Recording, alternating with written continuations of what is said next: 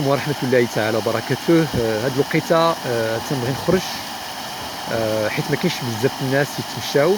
انا الان متواجد في على بعد كيلومترات 10 كيلومترات على مدينة ميلانو.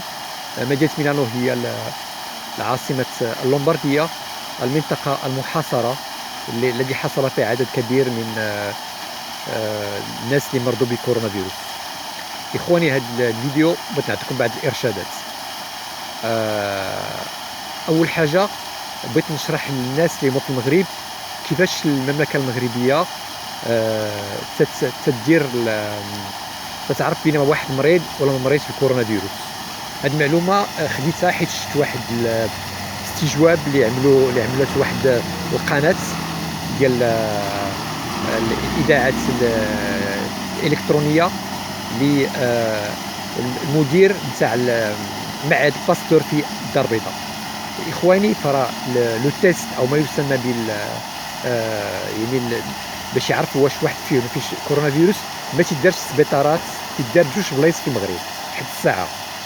البلاصة الأولى هي لانستيتو باستور، معهد باستور اللي كاين في الدار البيضاء، والبلاصة الثانية هي المعهد اللي كاين في مدينة الرباط والمعهد العالي للصحة. هي جوج بلايص اللي تيداروا هاد التيست. علاش تيداروا في هاد جوج بلايص؟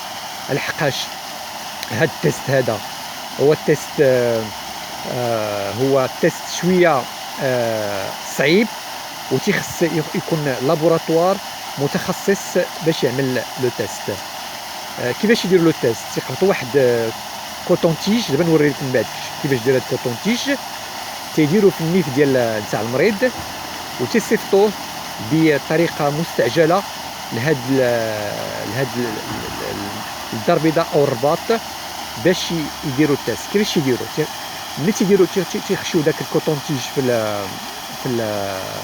النيف، تياخذوا واحد العينه. هذيك العينه تيخلطوها بواحد الماده، وهاد الماده هذه تخلي هاد الفيروس هذا تيبان. كاين جوج الحوايج، اما لو تيست بوزيتيف ولا نيجاتيف. بوزيتيف يعني ان الدات فيها فيروس، نيجاتيف الدات ما فيهاش لي فيروس. بوزيتيف لا يعني ان الانسان مصاب بكورونا فيروس، حيت ما كاينش غير كورونا فيروس، كاين بزاف ديال الفيروسات. فهما في هذا اللابوراتوار المتخصص تيشوفوا تيشوفوا العينه ديالو، تيشوفوا داك لا دي ان ديالو ولا الاخ ان ديالو، والان علميا فهما تيعرفوا 100% بينما هذاك الفيروس راهو فيروس ما يسمى بكورونا فيروس او كوفيد 19. اذا هذه اول معلومه نعطيكم، ان ماشي في السبيطارات ما تنديروش تحليل ديال الدم، راه ضروري من هذه القضيه هذه. هذه المعلومه الاولى. المعلومه الثانيه، في المغرب حد الساعه كاين 3 الحالات. الحالات اللي كاين 3، والحمد لله ما غيكونش واحد التخوف كبير، حيت ماشي حنا بحال هنا في ايطاليا اللي كاين 10 حالات. ولكن النصيحه اللي بغيت نعطي للمغاربه، الله يخليكم، اذا لقيتوا شي واحد بداتوا الحالات ديال الكورونا فيروس، اي انه بدا تيعطس وجاتو السخانه وبدا عنده واحد المشكل ديال التنفس، انه ضاق النفس ديالو، فماشي تخافوا تهربوا، ماشي ديروا الحفظ الله رب عتق راسي بحال اللي شفنا في واحد الفيديو ديال واحد السيد جا مريض في واحد المستشفى في المغرب والناس هربوا. لا، حاولوا ما تقربوش منه مسافه ديال 2 امتار، ديروا له واحد الكمامه، ومن بعد نوريكم شنو هي الكمامه اللي صالحه. واي اسره تنصحها تكون عندها الكمامه في الدار.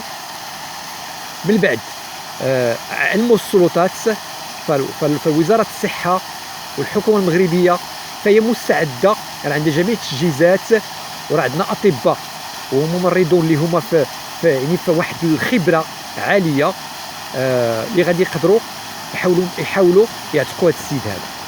فكيفاش المرض تيبدا؟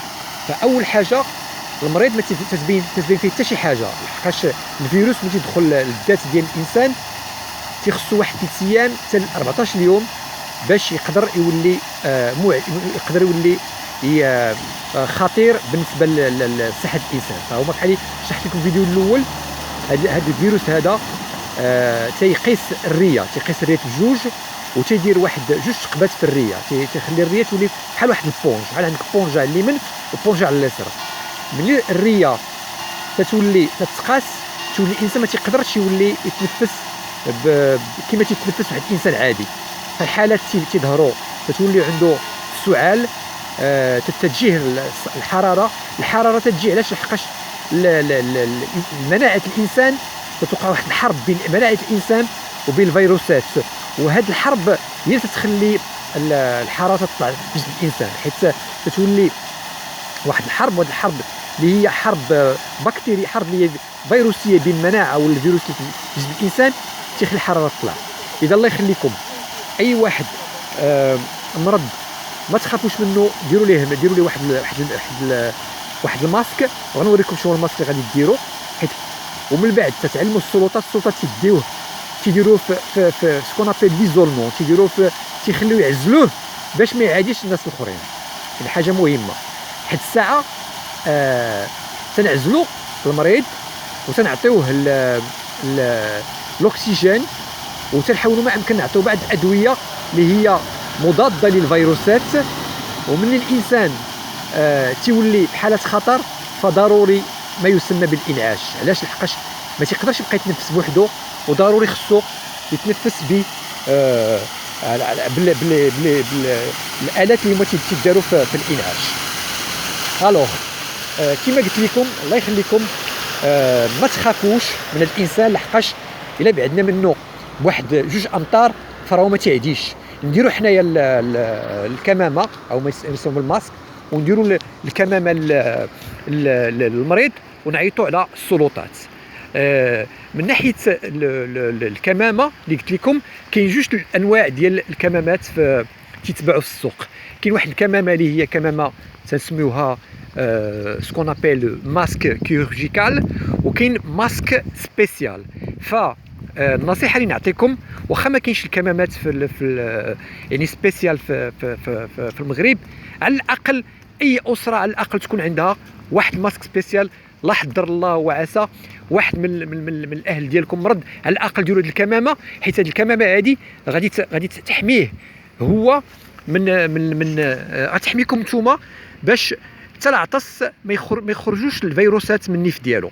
اذا هذه هي الكمامه سبيسيال اللي قلت لكم، غنوريوها لكم. هذه كمامه سبيسيال كما تتشوفوا، فيها واحد الفلتر. غنوريكم الفلتر باش تعرفوا علاش نتكلم. فيها واحد الفلتر لداخل. هذا الفلتر هذا هي الكمامه اللي هي سبيسيال اللي تنديروا الانسان اللي عنده كورونا فيروس. اما هذه الكمامه هذه اللي تتشوفوا هي كمامه عاديه. هذه الكمامه اللي هذه راها مع كل اسف غنقولها لكم ما تتحبسش الفيروسات. ما بغيتش نخلعكم، ولكن بنجيكم الصراحه، حيت الكمامه هذه تتحبس لو زموك، تتحبس الغبره، ما تتحبسش الفيروسات. علميا اكتشفوا، بينما الكمامه اللي هي غنوريها